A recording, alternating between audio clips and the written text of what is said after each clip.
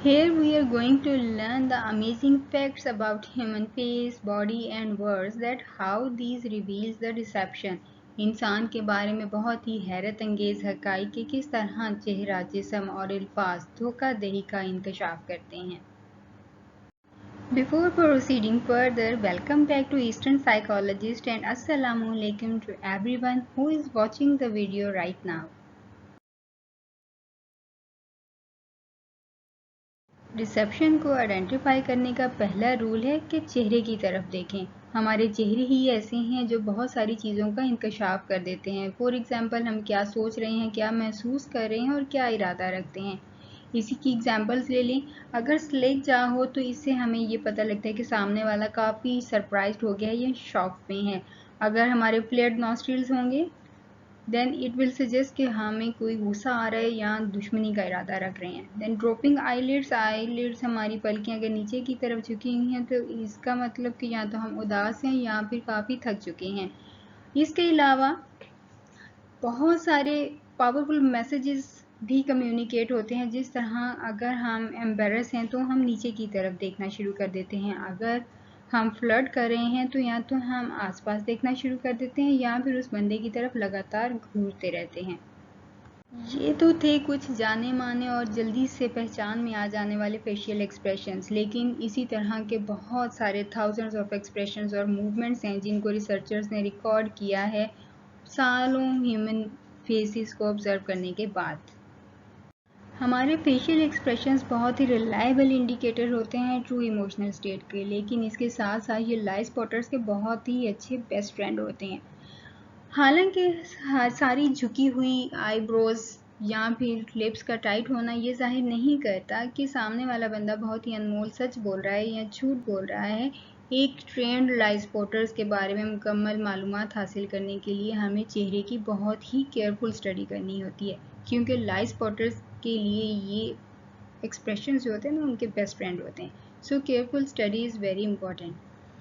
अगर हम लाई स्पॉटिंग की बॉडी और वर्ड्स के बारे में बेसिक इन्फॉर्मेशन ले लेते हैं या उसमें मास्टर्स कर लेते हैं तो हम बहुत जल्द मालूमात की ऐसी दुनिया को डिस्कवर कर सकते हैं जिससे हम को वर्कर्स, क्लाइंट्स, फ्रेंड्स और स्ट्रेंजर्स को आइडेंटिफाई कर सकते हैं उनके फेशियल एक्सप्रेशन से, जो कि पहले साफ नज़रों से छुपी हुई होती हैं. तो चलिए बात करते हैं ह्यूमन फेसेस के 10 रिमार्केबल फैक्ट्स के बारे में. In this picture you can see the muscles on the human face. Almost 43 muscles होते हैं ह्यूमन फेस में, जहाँ पर आप देख भी रहे होंगे. हर मसल्स की अपनी अपनी डायरेक्शंस होती हैं और ये वही डायरेक्शंस हैं जो नॉर्मली ह्यूमन फीमेल्स जब फेशियल करवाने जाती हैं तो इन्हीं मसल्स को इनकी डायरेक्शंस के अकॉर्डिंग मूव करवाया जाता है, इनका मसाज किया जाता है ताकि इनमें इलास्टिसिटी बनी रहे और आपका फेस थोड़ा टाइट नज़र आए. तो स्किन टाइटनिंग के लिए हम मसल्स को इन्हीं की डायरेक्शंस में मूव करते हैं. You can see the muscles. यही वो मसल्स हैं जो लाई स्पॉटिंग का साथ देते हैं या नहीं देते. अगर कोई बंदा सच बोल रहा है तो ये सारे मसल्स मिलके उसका साथ देते हैं और ये ऐसे मसल्स हैं जिनको हम वॉलंटरली कंट्रोल नहीं कर सकते. जस्ट फ्यू मूवमेंट्स हैं, फेशियल एक्सप्रेशंस हैं जिनको हम कंट्रोल कर सकते हैं, बट सारे मसल्स को हम एक साथ कंट्रोल नहीं कर सकते जिससे हम लाई को डिटेक्ट कर सकते हैं. Fact number 1. Humans are capable of making 10,000 unique facial expressions. और ये एक अमेजिंग नंबर ऑफ कॉम्बिनेशन है जिसको हम कंसीडर करते हैं through the 43 muscles in our face. और गुड न्यूज़ ये है कि चाहे कितने ही बड़े लाई स्पॉटर क्यों ना हों, कितने ही उसमें ट्रेन क्यों ना हों, वो इन 10,000 इमोशंस को रिकॉग्नाइज नहीं कर सकते या इन पर ट्रेनिंग नहीं ले सकते. The facial expressions worth knowing about can be grouped into 7 basic emotions. अब ये जितने भी 10,000 इमोशंस हैं इन सब को 7 बेसिक ग्रुप्स में डिवाइड कर दिया गया है. और वो 7 बेसिक इमोशंस कौन से हैं? Fair, happiness, sadness, anger, contempt, disgust and surprise. Fact number 2. दुनिया में लोग चाहे जहाँ भी रहते हैं वो अपने सेम बेसिक फेशियल एक्सप्रेशंस के साथ ही अपने इमोशंस को एक्सप्रेस करते हैं. इससे रिलेटेड पॉल एकमन ने न्यूजेनिया के जंगल्स में 1960s में एक ग्राउंड ब्रेकिंग रिसर्च की थी और उन्होंने इस बात को डिसप्रूव कर दिया था कि हम अपने एक्सप्रेशंस को लर्न करते हैं, जो कि हमारी ह्यूमंस की अर्ली थेरीज कहती हैं कि हम एक्सप्रेशंस को लर्न करते हैं। इन्होंने कहा कि हम एक्सप्रेशंस को लर्न नहीं करते, बल्कि ये जितने भी फेशियल एक्सप्रेशंस हैं ये इन्नेट होते हैं और यूनिवर्सल होते हैं। Fact number 3, genuine facial expressions are almost always symmetrical. मुस्कुराहट से लेकर मुस्कुराहटों तक हमारी जितनी भी ट्रू फीलिंग्स होती हैं वो बेसिकली हमारे चेहरे के दोनों साइड्स पर बिल्कुल सिमेट्रिकल होती हैं, एक जैसी होती हैं। अगर हम हंस रहे हैं तो हमारे दोनों गाल हंसते हैं, हमारी दोनों आईज हंसती हैं, इसको कहते हैं कि सिमेट्रिकल होती हैं। फॉर एग्जाम्पल, एक तस्वीर है, उसके ऊपर लैंप लटक रहा है। अगर आप उसको साइड से देखेंगे तो आपको उस तस्वीर का हाफ शेड कुछ और नज़र आएगा और दूसरा शेड कुछ और नज़र आएगा, लेकिन अगर आप उसे सामने से जाके देखते हैं तो आपको वो तस्वीर बिल्कुल नेचुरल और एक बैलेंस्ड लुक देगी। ठीक है, बिल्कुल इसी तरह से हैं हमारे इमोशंस। हमने देखा कि 7 बेसिक इमोशंस हैं, उनमें से 6 ऐसे इमोशंस हैं जो बिल्कुल जेन्युइनली हमारे फेस के ऊपर डिस्प्ले होते हैं और उसके एक्सप्रेशंस बिल्कुल सिमेट्रिकल होते हैं आपके फेस की दोनों साइड्स पर। अब इसका क्या मतलब हुआ? अगर आपने किसी अपने कोलीग को कोई सरप्राइजिंग न्यूज़ दी है और उसके सरप्राइजिंग एक्सप्रेशंस उसके चेहरे के जस्ट एक साइड पर शो होते हैं, तो वेरी मच चांसेस कि आपने जो भी न्यूज़ उस पर एक्सप्लोर की है वो उसके बारे में पहले से जानती है या जानता है। तो अगर हमारे चेहरे के सिग्नल्स मीन 6 में से 7 में से हमने कहा 6 ऐसे इमोशंस हैं जो सिमेट्रिकल एक्सप्रेशंस देते हैं, और उनमें से एक कौन सा एक्सप्रेशन है जो सिमेट्रिकल इमोशंस डिस्प्ले नहीं करता हमारे फेस पर, वो है सरप्राइज। अगर हम सरप्राइज हैं और हमारे चेहरे के जस्ट एक साइड पर इमोशंस आए हैं और दूसरी साइड पर कोई एक्सप्रेशन नहीं है, तो that means very much possible कि उसको पहले से उस सरप्राइज के बारे में पता था। सो the one emotion is surprise, which is not always symmetrical on both sides of the face. Number 4, we regularly flash micro expressions that last less than 1/25th of a second. कुछ micro expressions ऐसे होते हैं वो इतनी जल्दी appear होते हैं और फिर डिसअपेयर हो जाते हैं कि उनका ड्यूरेशन जस्ट मिली सेकेंड्स में होता है। अब जितने भी हमारे फेशियल एक्सप्रेशंस हैं उन सब में से हम उनको इजीली अंडरस्टैंड नहीं कर सकते, चाहे वो जेन्युइन ही हो। अब कुछ साइंस होते हैं हमारे इमोशंस के, वो इतनी जल्दी इतनी क्विकली फ्लैश करते हैं एक मिली सेकेंड्स में, इससे पहले कि हम उनको कॉन्शियसली या सब कॉन्शियसली हम उनको न्यूट्रलाइज कर पाएँ उससे पहले ही वो डिसअपेयर हो जाते हैं। These micro expressions are noticeable to the trained eye. अब ये माइक्रो एक्सप्रेशंस जैसे बताया कि इनका ड्यूरेशन मिली सेकेंड्स में होता है, तो अगर आपकी एक ट्रेंड आई है तो आप इन माइक्रो एक्सप्रेशंस को नोट कर सकते हैं, अदरवाइज आप किसी की भी हिडन फीलिंग्स या इंटेंशंस को रिवील नहीं कर सकेंगे। सो trend I can reveal the hidden feelings and intentions through the micro expressions. Fact number 5, जब हम जेन्युइन स्माइल करते हैं तो हमारी आइज़ के अराउंड जो मसल्स हैं उनमें मूवमेंट्स होती हैं जो हमारे अपने कंट्रोल में नहीं होती हैं। Due to these movements we can distinguish a genuine smile from the fake one. एक रॉक ग्रुप था ईगल्स, उन्होंने एक गाना गाया, you can't hide your lying eyes, that was the title of the song. They were probably talking about the insincere smile of a former lover. तो ज़्यादातर ये इस गाने में insincere smile के बारे में बात कर रहे हैं। So here genuine और insincere smile जो होती है इसके दो मेन पार्ट्स होते हैं। एक upward turned corners of the mouth, हम जब हंसते हैं तो हमारे माउथ के कॉर्नर्स कुछ स्माइली फेस जैसा टर्न देते हैं, मतलब अपवर्ड टर्न होता है हमारे माउथ के कॉर्नर्स का, और उसके साथ साथ जो हमारी आई लिड्स हैं वो काफ़ी नैरो हो जाती हैं। जब वो नैरो होती हैं तो उसके आईज के कॉर्नर पर कुछ जो शेप बनती है वो क्रोस के फीट जैसी होती है। सो ह्यूमंस अपने दानिस्ता तौर पर मीन्स कॉन्शियसली और बड़े साफ तरीके से अपनी स्माइल्स को मैनिपुलेट कर लेते हैं। स्माइल में भी उन मसल्स को मैनिपुलेट कर लेते हैं जो उनके माउथ के अराउंड हैं। सो हमारा क्या होता है कि हम बॉटम हाफ फेस पे तो स्माइल दे रहे हैं, लेकिन हमारा जो अपर टॉप हाफ पार्ट है हमारे फेस का, वहाँ पर उस स्माइल के साथ जेन्युइनली मसल्स को मूवमेंट करवाना ये काफ़ी इम्पॉसिबल होता है, क्योंकि हम बॉटम हाफ हम अपने माउथ को तो स्माइली फेस बना सकते हैं that we are smiling, but हमारी आंखें उसमें हमारा साथ नहीं देती। आइज़ के कॉर्नर्स पे ऐसे मूवमेंट्स नहीं होते, वो इस तरह से नैरो नहीं होती कि वो क्रॉस का फीट बना सकें, कुछ उस तरह की शेप बनाएं। सो अब अगर आपने ये पता लगाना है कि आप जिससे प्यार करते हैं वो आपसे सच्चा प्यार करता है या नहीं, या वो जो आपको स्माइल दे रहा है उसमें उसकी आंखें भी इंगेज होती हैं या नहीं। अगर ऐसा नहीं है और वो जो भी स्माइल आपको दे रहा है वो चेहरे के जस्ट एक साइड पर है, देन आप समझ लें कि आपको आपकी जन्नत में काफ़ी मुश्किल होने वाली है। फैक्ट नंबर 6, चाहे जितना भी अच्छा लायर क्यों ना हो, वो अपने फेशियल मसल्स को कंट्रोल नहीं कर सकता अपने इमोशंस को छुपाने के लिए। स्किल्ड लायर को पता होता है कि उन्होंने पोकर फेस किस तरह से बनाना है, लेकिन थैंक्स अ लॉट उस प्रैक्टिस को और एबिलिटी का जिसने इन कॉम्प्लेक्स इमोशंस को भी क्लासिफाई कर लिया, जिससे हम डिसेप्शन को या डिसेप्टिव पर्सन को काफ़ी हद तक आइडेंटिफाई कर सकते हैं। एक अच्छा लायर हमें कन्विंस कर सकता है अपने फेक एक्सप्रेशंस के साथ, चाहे वो खौफ के हैं, गुस्से के हैं, उदासी के हैं या जो भी हैं अकॉर्डिंग टू द सिचुएशन। लेकिन फिर भी बेस्ट लायर बिल्कुल परफेक्ट नहीं होता अपने इमोशंस के साथ। उनको कहीं ना कहीं खौफ होता है पकड़े जाने का, और इस खौफ की वजह से वो क्या करते हैं, इनकॉम्पिटेंट इन्वेस्टिगेटर को एक तौहीनामेज़ नज़र से देखेंगे थोड़ा सा, या फिर अगर वो उनको लगता है कि वो जो भी बता रहे हैं उस पर काफ़ी हद तक इन्वेस्टिगेटर ने यकीन कर लिया है, तो वो उसमें कहीं ना कहीं थोड़ा सा खुशी का इजहार भी करते हैं। तो अगर लाई स्पॉटर बहुत ज़्यादा ट्रेंड है तो वो इन चीज़ों को बहुत अच्छे से नोटिस करके अपने केस में से क्रैक्स को लीक कर सकता है, that here is the problem, the person is lying over here. So ये पॉइंट्स होते हैं जहाँ पर वो उसको आइडेंटिफाई कर सकते हैं। Fact number 7, the most common way we try to hide our emotions is with a smile.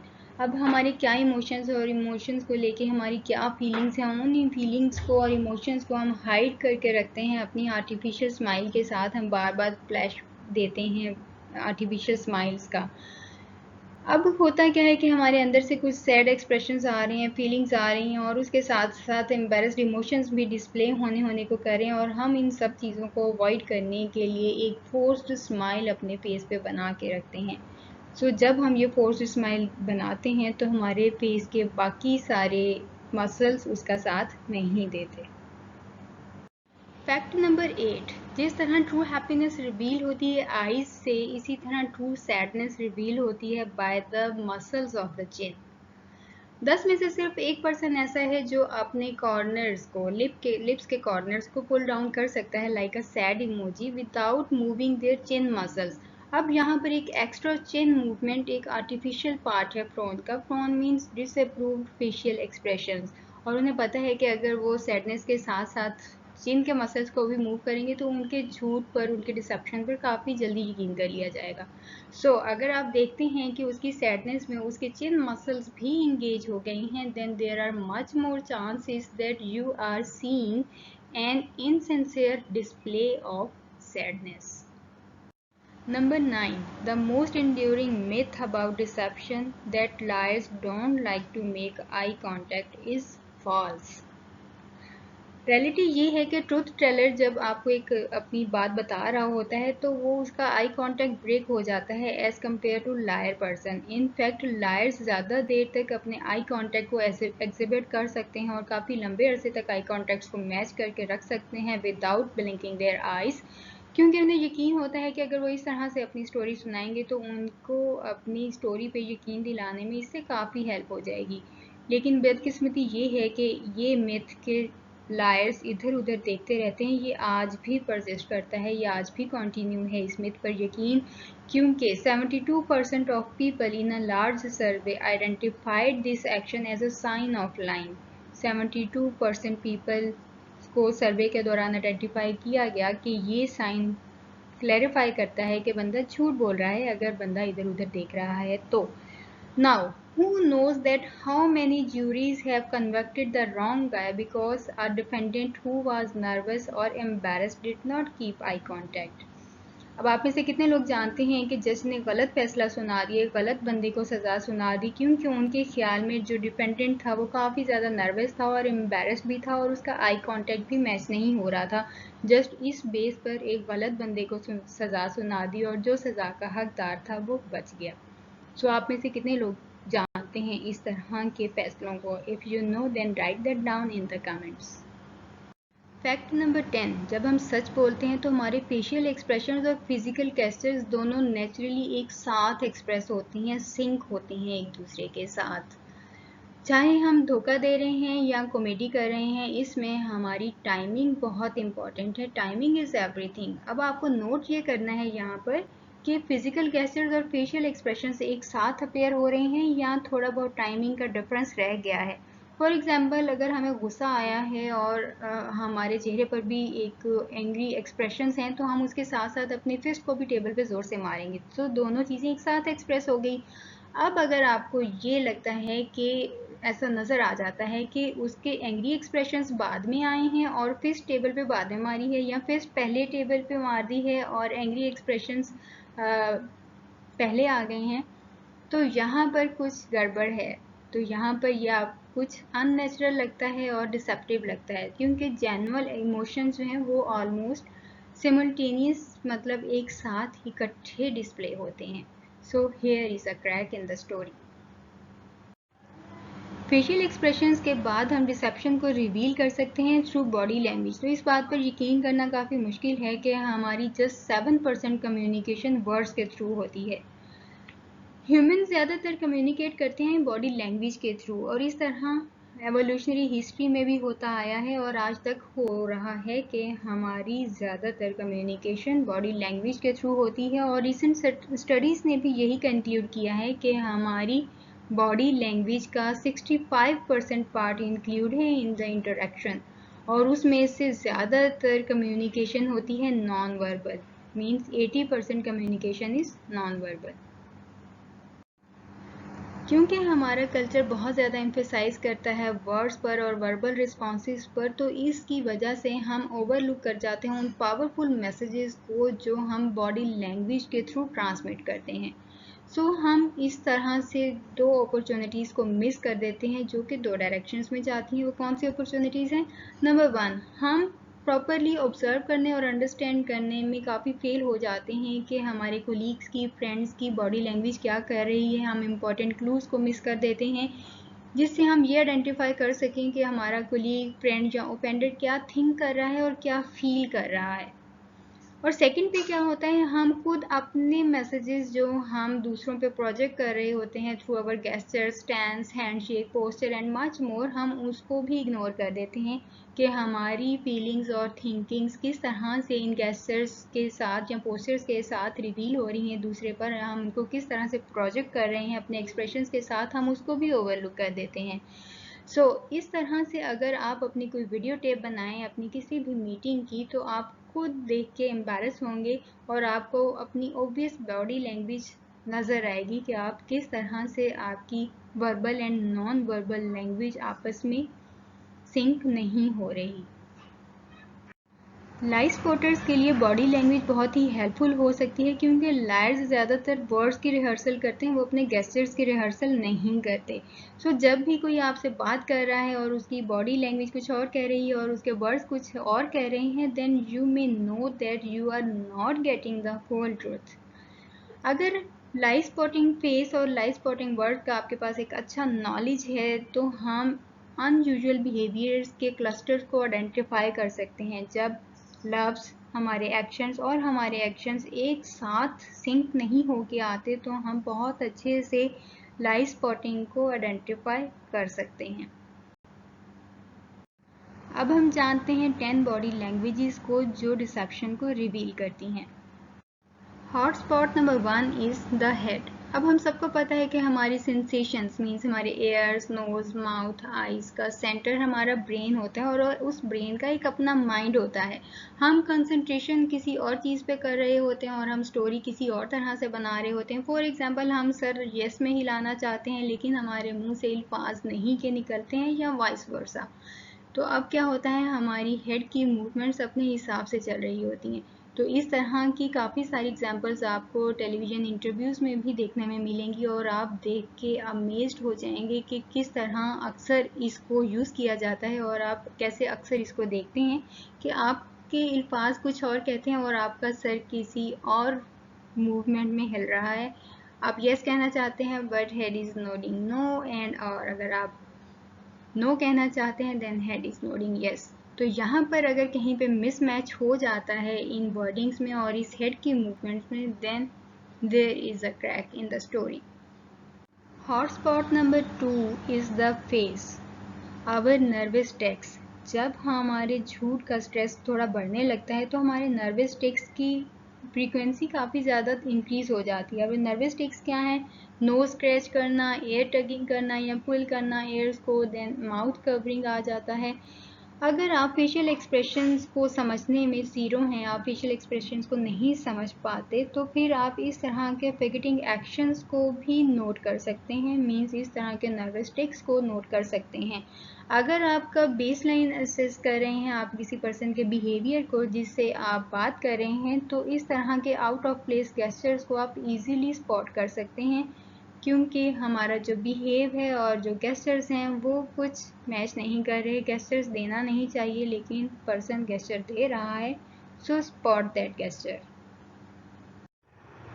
Hot spot number 3, the shoulders. अब हमारे शोल्डर्स वॉल्यूम स्पीक करते हैं कि हम कितना सच बोल रहे हैं। अगर हम शोल्डर्स को कम्प्लीटली हंच अप करते हैं, that means we are feeling discomfort, और drop in means we are feeling frustration. The rise in movements of the shoulders means I don't know और I don't care। और normally इस sentence को बोलेंगे तो आपके दोनों शोल्डर्स ऊपर को मूव होते हैं, हम ऊपर को इसको राइज इन करते हैं। That means we are telling the truth if there is a symmetrical in your words and thinking। लेकिन अगर ये मूवमेंट आपके शोल्डर्स की मूवमेंट पार्शियल है या अनइवन है, that means the person is deceptive और इट इंडिकेट्स द डिसेप्शन।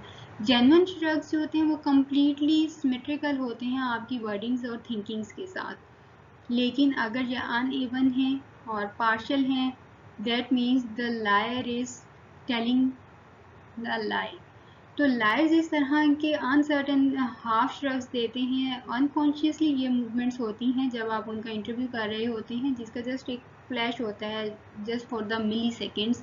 तो आपको वो वाला हाफ श्रग मूवमेंट आपको नोट कर लेना होता है कि वो वाला जो हाफ श्रग आया है, शोल्डर्स की मूवमेंट आई है जो बिल्कुल हाफ थी, कंप्लीट मूवमेंट नहीं थी और उसके वर्ड्स और थॉट्स के साथ भी मैच नहीं कर रही, then you have to note down that point। Hot spot number 4, the torso.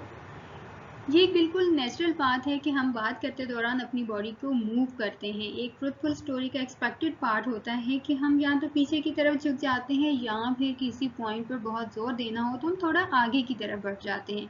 तो अगर आपको किसी ऐसे शख्स का सामना करना पड़ जाता है जो बहुत ही ऑकवर्ड तरीके से अपनी कन्वर्सेशन के दौरान अपनी जगह पर मुंजमद है, देन बी अलर्ट, क्योंकि लायर्स खुद को एक ही जगह पे फ्रीज करके रखते हैं क्योंकि वो अपने किसी भी इमोटिव गेस्चर्स के थ्रू अपनी स्टोरी को लीक नहीं करना चाहते। तो वो अपने इमोटिव गेस्चर्स को प्रिवेंट करते हैं बाय स्टेइंग और स्टेपिंग ऑन वन पोजीशन।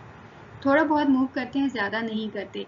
तो एक अलर्ट लाई स्पॉटर क्या करेगा, वो इस लैक ऑफ टॉर्सो मूवमेंट को रीड करेगा, क्योंकि ये एक बहुत ही बड़ा बिगेस्ट लीक होता है किसी भी लायर का कि वो अपनी बॉडी को ज़्यादा मूव नहीं करते। Hot spot number 5, the arms. हमारी बॉडी की तरह हमारे आर्म्स भी बहुत ही इंपॉर्टेंट पार्ट है हमारी बॉडी लैंग्वेज का, और इस पर हमें बहुत ज़्यादा अटेंशन देनी चाहिए अगर ये हमारी कन्वर्सेशन में अंडर यूज्ड हैं। तो हम अपने बाजुओं को क्रॉस करके उस वक्त रखते हैं जब हम कोई डिफेंसिव पोस्चर यूज़ करना चाहते हैं। फॉर एग्जांपल एक लायर की कोशिश होती है कि वो अपने बाजुओं को लॉक करके रखे, क्योंकि ऐसा खौफ होता है कि अगर उसने अननेचुरल हैंड गेस्चर्स दे दिए तो उससे उसके डिसेप्शन के कुछ क्लूज लीक हो सकते हैं, और उस लीकेज की खौफ से वो अपने बाजुओं को लॉक करके रखता है, वो ज़्यादा हैंड गेस्चर्स नहीं देता। इसके निस्बत अगर एक पर्सन बैठा है और उसके आर्म्स क्रॉस नहीं हैं और उसकी हथेलियां भी ऊपर की तरफ हैं, then it is considered to be the most welcoming and truthful position. तो अगर आप किसी ऐसे पर्सन को डील कर रहे हैं जिसने अपने बाजुओं को क्रॉस किया हुआ है, तो आप किसी भी नेगेटिव रिएक्शन के लिए रेडी रहेंगे, क्योंकि अगर आपको शक का शोबा है या नहीं है, कोई भी नेगेटिव रिएक्शन सामने वाले पर्सन की तरफ से आ सकता है, तो उसके लिए आपको बिल्कुल अलर्ट रहना पड़ता है। So be alert if the person is standing in front of you by crossing his or her arms। Hot spot number 6, the hands. हमारे हाथ भी बहुत ही एक्सप्रेसिव पार्ट है हमारी बॉडी का। हम अपने हैंड्स को यूज़ करते हैं अपनी स्पीच पे ज़्यादा एम्फेसाइज करने के लिए, या इनके साथ साथ हमारे हैंड्स की मूवमेंट्स भी मूव होती हैं, कम या ज़्यादा होती हैं। तो हैंड्स के इन गेस्चर्स को हम इलस्ट्रेटर्स भी कहते हैं। इलस्ट्रेटर्स मीन्स टू ड्रा और क्रिएट समथिंग, बट हम यहाँ पर अपने हैंड्स के गेस्चर्स के साथ कोई भी चीज़ क्रिएट करते हैं या ड्रॉ करते हैं, दैट्स वाई हम इनको इलस्ट्रेटर्स भी कहते हैं। तो आपको ऐसे लोगों की तलाश में रहना चाहिए जो ज़्यादातर अपने हैंड्स को यूज़ नहीं करते कोई भी स्टोरी बताते हुए। तो यहाँ पर ये साइन हो सकता है कि सामने वाला बंदा आपको जो भी बता रहा है वो आपको फुल बात नहीं बता रहा, वो अपनी स्टोरी में फुली इन्वेस्ट नहीं कर रहा। अदर रेड फ्लैग्स जो हो सकते हैं हमारे हैंड्स के, वो ये है कि हम बहुत ज़्यादा ओवर एम्फेसाइज कर देते हैं इन गेस्चर्स को। हम किसी चीज़ का एक्चुअल साइज बताना चाह रहे हैं या प्लेसमेंट बताना चाह रहे हैं, तो हम बहुत ज़्यादा ओवर एम्फेसाइज कर देते हैं इन गेस्चर्स को, बहुत ज़्यादा गेस्चर्स देना शुरू कर देते हैं जो कि बिल्कुल अननेचुरल मूवमेंट्स होती हैं और बेस लाइन प्रोफाइल के साथ फिट भी नहीं होती। इसके अलावा आपके फिट्स बहुत क्लेंच्ड हैं, मीन्स आपने मुट्ठियों को बिल्कुल बंद करके रखा हुआ है, या फिर आपकी पाम्स फोल्डेड हैं, तो ये दोनों इंडिकेट करती हैं that you are hiding something, there are some limitations और controls in your story. So here is the point you have to note down. Hot spot number 7, the legs. Body के दूसरे hot spots के निस्बत legs को consciously control करना थोड़ा सा मुश्किल होता है। अगर आप एक हैरत ज़दा मुशाहिदा करना चाहते हैं तो आप किसी भी पर्सन के स्टेट ऑफ माइंड के बारे में बहुत ही रिच इंफॉर्मेशन गेन कर सकते हैं through their legs. For example, a colleague who want an unusually wide stance may be attempting to declare dominance when they feel that the other person is weak. Number 2, an interviewer under stress may rub his thighs in a cleaning motion as a way to soothe tension. Number 3, someone who supplies his legs in the company of higher authority should be watched. This is a subtle way of claiming territory. Hot spot number 8, the ankles. आप अपने dentist के पास last visit को थोड़ा सा सोचें, क्या वहाँ पर बैठते हुए आपने अपनी लेग्स को क्रॉस किया था, या फिर आपके साथ बैठे किसी लड़के ने ऐसा किया था, अपने एंकल्स को लॉक किया था बैठते हुए या आपसे मिलते हुए, क्योंकि ये बहुत एक अच्छा साइन है डिस्कम्फर्ट का और एंग्जाइटी का। अगर हम खड़े किसी से बात कर रहे हैं, दो को वर्कर्स आपस में कॉन्वर्सेशन कर रहे हैं, तो यहाँ पर आपके क्रॉस्ड एंकल्स या लॉक्ड एंकल साइन हो सकते हैं आपकी मेंटल एक्टिविटी का, कि आप बातचीत के दौरान किसी मेंटल एक्टिविटी में भी साथ साथ बिजी हैं। तो अगर आप किसी ऑफिस में बैठे हैं जहाँ पर सिटिंग अरेंजमेंट कुछ इस तरह का है कि आप फर्श की सतह पर अपने फुट्स को या क्रॉस एंकल्स को देख सकते हैं, तो आप उसको ज़रूर नोट करें, क्योंकि आप इससे ये पता लगा सकते हैं कि सामने वाला डिस्कम्फर्ट फील कर रहा है या नहीं कर रहा। और इसमें ये मैटर नहीं करता कि वो उसकी आवाज़ या उसका बोलने का अंदाज़ कितना काम एंड कूल है, उसके लॉक्ड एंकल्स बताएंगे कि वो इस वक्त डिस्कम्फर्ट फील कर रहा है या नहीं कर रहा है, एंग्जाइटी फील कर रहा है या नहीं कर रहा। सो इन्हीं पॉइंट्स में आप एंकल्स को नोट करके लाइस एज अ लाई स्पॉटर लाई को डिटेक्ट कर सकते हैं, डिसेप्शन को रिवील कर सकते हैं। Hot spot number 9, the feet. हमारे फीट सर्व करते हैं as a personal getaway car, so it's no wonder that they will be quick to show whether or not you want to be out of a stressful situation or not. तो हमारे पाँव indicate कर देते हैं कि हम इस stressful situation से बाहर निकलना चाहते हैं या नहीं निकलना चाहते। अब यहाँ पर एक टैपिंग फुट को देखें, ये क्लासिक साइन होता है हमारे नर्वसनेस का, कि हम थोड़ा नर्वस फील कर रहे हैं तो हम अपने फुट को टैप करते हैं बार बार। तो ये एक डिसेप्शन का इंडिकेटर हो भी सकते हैं और नहीं भी हो सकते हैं। इसके अलावा आपको फोकस करना है अपने पाँव की डायरेक्शन पे कि आपके फुट का पॉइंट किस तरफ है। तो इससे हमें थोड़ा बहुत हिंट मिल जाता है कि आप इस सिचुएशन से भागना चाहते हैं या नहीं भागना चाहते। अगर आपके फुट की पोजीशन डोर की तरफ है, मतलब आपके फुट की डायरेक्शन डोर की तरफ है, तो वो चीख चीख कर कह रही होती है that please get me out of here, मुझे इस सिचुएशन से दूर निकालें। सो जैसे ही पर्सन आपके सामने आकर बैठता है तो आप उसके पाँव की पोजीशन को नोट करेंगे कि उनके पाँव की पोजीशन किस तरफ है। Hotspot number 10, the personal bubble. जब हम कुछ छुपा रहे होते हैं या फिर खुद को सवालों में घिरा हुआ महसूस करते हैं और काफ़ी खतरा महसूस करते हैं, तो हम सेफ्टी जोन को ज़्यादा से ज़्यादा बढ़ाने की कोशिश करते हैं। इसके अलावा हम किसी ऐसी चेयर पर बैठते हैं जो काफ़ी दूर पड़ी हुई होती है और इसके साथ साथ हम कुछ फिजिकल बैरियर्स भी बना लेते हैं। फॉर एग्जाम्पल, हम इन्वेस्टिगेटर से थोड़ा और दूर होने के लिए दरमियान में पर्स रख लेंगे, बुक रख लेंगे या फिर पानी का गिलास रख लेंगे अपने और इन्वेस्टिगेटर के दरमियान। तो एक स्मार्ट इंटेरोगेटर क्या करेगा, वो अगर उसे धोखाधड़ी का शोबा है तो वो मेक श्योर करेगा कि वो इस तरह के सारे ब्लॉकिंग ऑब्जेक्ट्स को रिमूव कर दे ताकि कोई भी चीज़ ना रहे जिसके पीछे वो खुद को छुपा सके। So these 10 physiological hotspots for emotional leaks are the prime real estate of reading between the lines of someone's story. अगर कोई आपको स्टोरी बता रहा है तो आप इन फिजियोलॉजिकल हॉटस्पॉट्स पे फोकस करके उन लाइंस को और उन फिजियोलॉजिकल हॉटस्पॉट्स को मैच करके क्रैक्स फाइंड कर सकते हैं इन the story. So the next time you are facing a high stakes interview or a business meeting or personal conversation, remember that 80% of what's being said is being transmitted through body language. So keep your eyes on the hotspots. Body language के बाद हमारे dissipation को reveal करते हैं हमारे words. झूठ बोलना काफ़ी मुश्किल काम होता है. एक झूठ बोलने वाला अपनी सारी स्टोरी को एक ट्रैक पे लेके चलता है क्योंकि उसे पता है कि अगर कहीं भी कोई भी इमोशनल क्लू ऐसा सामने आ गया जिससे वो पकड़ा जा सकता है तो उसके लिए काफ़ी मुश्किल खड़ी हो सकती है. सो वो अपने फेशियल क्यूज़ को, गेस्चर्स को, लेग मूवमेंट्स को और अपने इमोशनल क्लूज़ को थोड़ा एक कहानी के साथ स्ट्रेट लेके चलने की कोशिश करता है. तो आपको पता लग गया कि झूठ बोलना भी इतना आसान नहीं है. एक डिसीवर को काफ़ी मेहनत करनी पड़ती है झूठ बोलने के लिए. सो झूठ बोलना इतना आसान नहीं है, लेकिन फिर भी हम इतने अच्छे लाई डिटेक्टर नहीं हैं. इन सब के बावजूद हम जस्ट 50% लाइज को डिटेक्ट कर सकते हैं. क्यों? क्योंकि हमारी फेशियल एक्सप्रेशंस की रीडिंग्स और बॉडी लैंग्वेज की रीडिंग्स बहुत ही टेरिबल होती हैं और हम बहुत अच्छे लिसनर्स भी नहीं होते. हम वर्ड्स पे फोकस नहीं करते, हम वर्ड्स को अच्छे से अंडरस्टैंड नहीं कर पाते. That's why we are not a good lie detector. तो फिर अब हमें क्या करना चाहिए, इसको थोड़ा सा ध्यान से सुनेंगे शुरू से ही, क्योंकि लायर्स अपने अल्फाज की ज़्यादा रिहर्सल करते हैं as compare to their body language, but still there are a number of telltale signs that still leak out.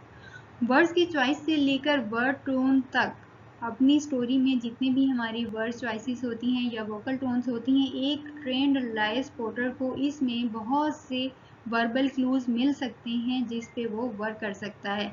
इसमें उसको पता होना चाहिए कि उसने किस तरह से सस्पिशियस लैंग्वेज को यूज़ करना है, किस तरह से क्वेश्चंस को पूछना है ताकि वो एग्जैक्टली लाइव स्पॉट तक पहुंच सके. Here are 10 common ways that liars use words to obscure the truth, so you can be on guard for deception. Number 1. Liars will repeat a question. Hey Charles, did you send the email to Jackie? Did I send the email to Jackie? Charles से पूछा जाता है आपने email जैकी को send कर दी और वो question को रिपीट करते हैं कि क्या मुझे जैकी को ईमेल सेंड करनी थी. अब इस रिस्पॉन्स से आपको ये पता लग जाता है कि उसने अभी तक कोई ईमेल सेंड नहीं की. सो अगर हम क्वेश्चन को रिपीट करते हैं इन फुल फॉर्म या फिर हम सामने वाले बंदे से पूछते हैं कि वो अपने क्वेश्चन को रिपीट करे, देन इट मीन्स कि हमें कुछ एक्स्ट्रा टाइम चाहिए ताकि हम एक डिसेप्टिव रिप्लाई प्रिपेयर कर सकें. इन नेचुरल, ज़्यादातर नेचुरल जब हम किसी से कॉन्वर्सेशन करते हैं तो पीपल समटाइम किसी क्वेश्चन का कोई ना कोई पार्ट रिपीट करते हैं या फिर कहते हैं कि आप अपने इस क्वेश्चन के इस वाले पार्ट को थोड़ा सा रीस्टेट कर दें. क्यों ये थोड़ा सा ऑकवर्ड और अननेसेसरी होता है क्योंकि हमने सारे क्वेश्चन को फर्स्ट टाइम ही अच्छे से सुन लिया है, लेकिन फिर भी हम उस क्वेश्चन को रिपीट करने का कहते हैं. लेकिन यहाँ पर होता क्या है, हम जस्ट एंटायर पार्ट या थोड़ा सा पार्ट रिपीट करने का कहते हैं. सारा क्वेश्चन हम रिपीट नहीं करते. That is a normal conversation. But if the person is telling a lie, then he will ask to repeat the full question. Number 2. Liars will take a guarded tone. अब Charles से क्योंकि direct question पूछा कि email भेजी या नहीं भेजी और वो इस के आंसर में बहुत ही लो वॉइस में आपसे पूछते हैं कि आपका क्या मतलब है, तो इसका मतलब है कि वो जो भी झूठ बोलने वाले हैं वो अभी थोड़ा रास्ते में है, जल्दी सामने आ जाएगा। लेकिन यहाँ पर अगर आप सस्पिशियस हैं और आपके पास एक गार्डेड अप्रोच है तो आपको इस टोन से इंडिकेट हो जाएगा कि वो कुछ छुपा रहे हैं आपसे, जबकि उनका क्वेश्चन पूछने का एटीट्यूड हो सकता है कि वो बिल्कुल ठीक हों, या फिर वो आपसे इसलिए क्वेश्चन पूछ रहे हैं कि उनको क्वेश्चन की फर्स्ट प्लेस में समझ नहीं आई। तो यहाँ पर आपको फोकस क्वेश्चन पे नहीं करना, उनकी वॉइस पे करना है कि उनकी वॉइस की टोन क्या है।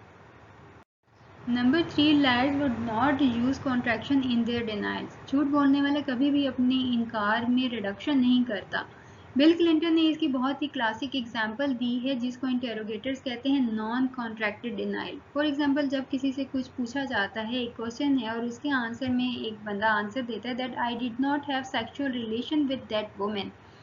यहाँ पर एक एक्स्ट्रा एम्फेसाइज कर दिया that I did not have sexual relation, जबकि पूछा ये जा रहा है क्या आपने उस औरत के साथ सेक्स किया या नहीं, तो did not have sexual relation extra emphasize हो गया जो कि अननेसेसरी है। और ट्रूथफुल पर्सन या ऑनेस्ट पर्सन इसका आंसर देगा I didn't have sex with हर।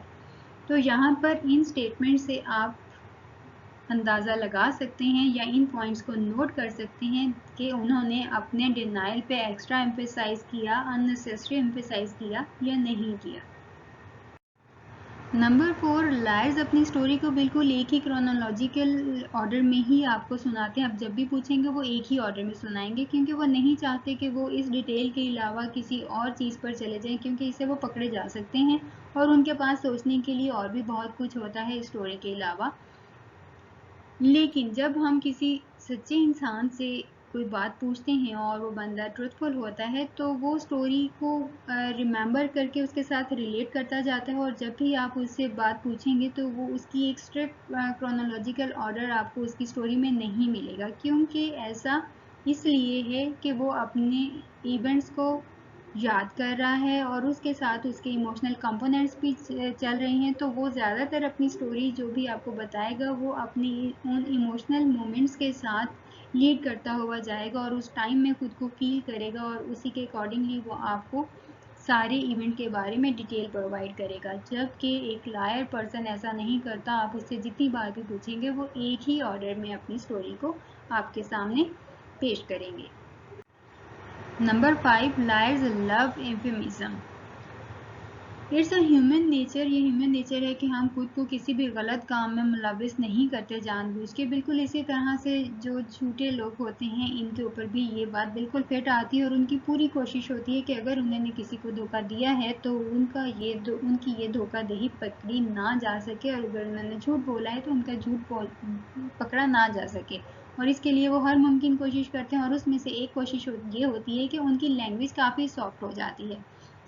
किसी से डायरेक्ट क्वेश्चन पूछा जाता है कि आपने इस बंदे का पर्स चुराया, तो उसको जवाब ये देना चाहिए कि मैंने उसका पर्स नहीं चुराया, बल्कि इस जवाब के बजाय वो जवाब देते हैं that I didn't take the purse, मैंने उसका पर्स नहीं लिया। तो ये बहुत ही सॉफ्ट आंसर हो गया हमारे डायरेक्ट क्वेश्चन का।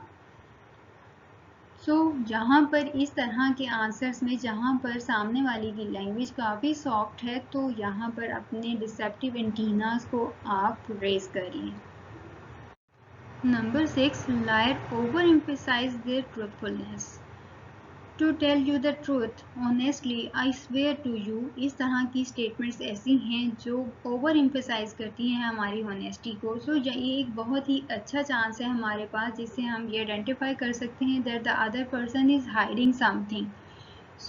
अगर हम बिल्कुल सच बोल रहे हैं तो इस तरह की फ्रेजेस ऐड करना it's not a good idea. अगर इस तरह की फ्रेजेस ऐड हो जाती हैं तो फिर आपको यहाँ पे भी अपनी अटेंशन देनी है कि अगर वो अपनी ट्रूथफुलनेस पे ज़्यादा एम्फेसाइज कर रहे हैं और इस तरह की फ्रेजेस ऐड कर रहे हैं अपने सच के साथ, तो फिर आपको इस पॉइंट को नोट कर लेना चाहिए।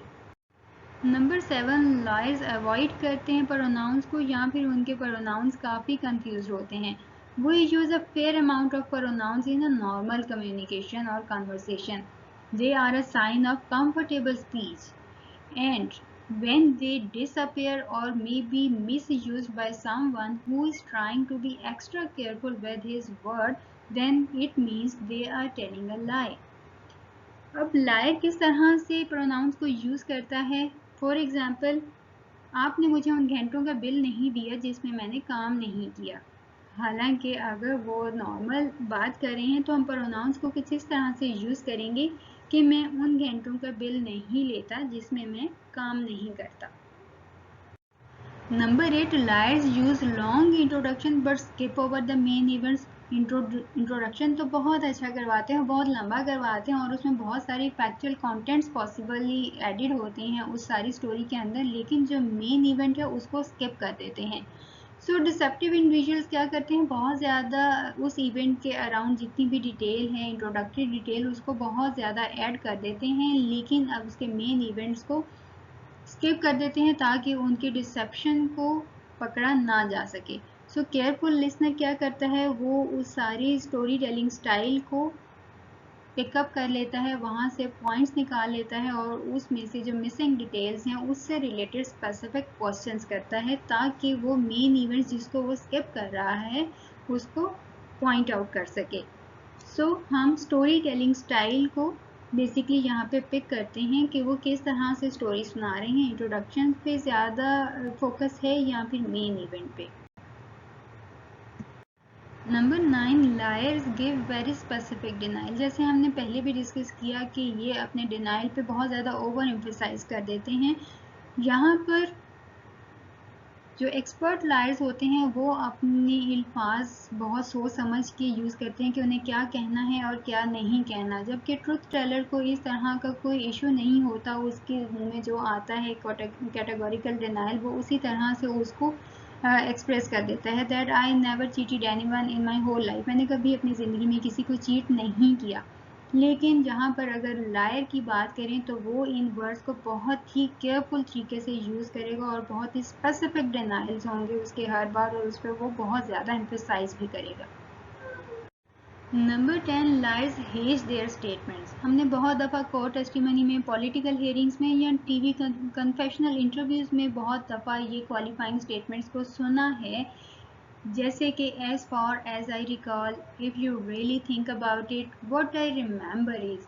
ये कुछ ऐसे हेज्ड स्टेटमेंट्स हैं जो कि एब्सोल्यूट इंडिकेटर नहीं है डिसेप्शन का, लेकिन अगर हम इन स्टेटमेंट्स का ओवर यूज़ करते हैं तो फिर हमें अपनी सस्पिशियसनेस को रेज करना चाहिए कि सामने वाला बंदा जो कुछ भी जानता है वो उस सारी कहानी को आपको नहीं बता रहा, वो कुछ ना कुछ छुपा रहा है। So here is a point to be noted: if the person is overusing the phrases, qualifying phrases, then must note down that point. So even without the benefit of being able to watch body language and facial expressions, the careful listener can do a fair bit of lie spotting just from the words which liars choose to use. Now at the end of this topic, you may test your knowledge with our lie quiz. So let's start.